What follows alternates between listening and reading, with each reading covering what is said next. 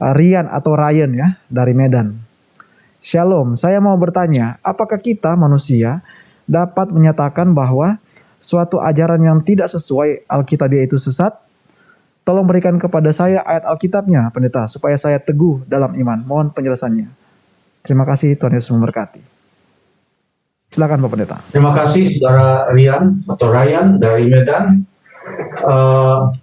Kita tidak bisa mengatakan bahwa sesuatu itu salah atau benar hanya dengan penilaian kita, kecuali ada standar untuk menguji apakah suatu ajaran itu benar ataukah tidak.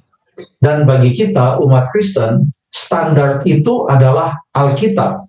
Alkitablah yang menjadi petunjuk, penuntun, dasar, standar untuk menguji apakah ajaran itu adalah ajaran yang sesuai dengan kehendak Tuhan atau ajaran yang tidak sesuai dengan kehendak Tuhan. Alkitab ini adalah firman Allah. Firman Allah. Jadi coba kita baca di dalam 1 Tesalonika pasal yang ke-5, 1 Tesalonika pasal yang ke-5, karena Saudara Rian memohon kalau boleh ada ayat-ayat Alkitab, kita akan buka beberapa ayat Alkitab. 1 Tesalonika pasal yang ke-5, kita mau baca mulai ayat yang ke-19 sampai ayat yang ke-21. Janganlah padamkan roh, dan janganlah menganggap rendah nubuat-nubuat, ujilah segala sesuatu, dan peganglah yang baik. Ujilah segala sesuatu, dan peganglah yang baik. Bagaimana kita menguji segala sesuatu, dan kemudian kita memegang yang baik? Mungkin Ellen tolong bacakan dari dalam 2 Timotius pasal yang ketiga, 2 Timotius pasal yang ketiga, ayat yang ke-16. 2 Timotius 3:16 Pak Pendeta. Ya. 2 Timotius 3 ayat yang ke-16. Iya. Segala tulisan yang diilhamkan Allah memang bermanfaat untuk mengajar, untuk menyatakan kesalahan, untuk memperbaiki kelakuan, dan untuk mendidik orang dalam kebenaran.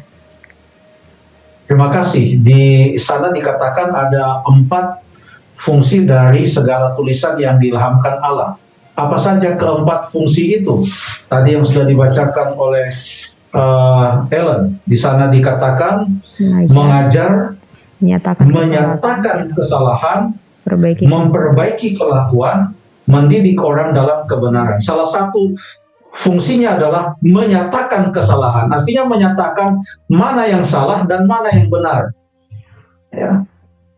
Apakah standarnya? Ya segala tulisan yang diilhamkan Allah, yaitu firman Tuhan, Alkitab ini menyatakan kesalahan. Ada satu pernyataan Yesus dalam Matius pasal yang ke-22 ayat yang ke-29. Yesus mengatakan, kamu sesat sebab kamu tidak mengerti kitab suci maupun kuasa Allah.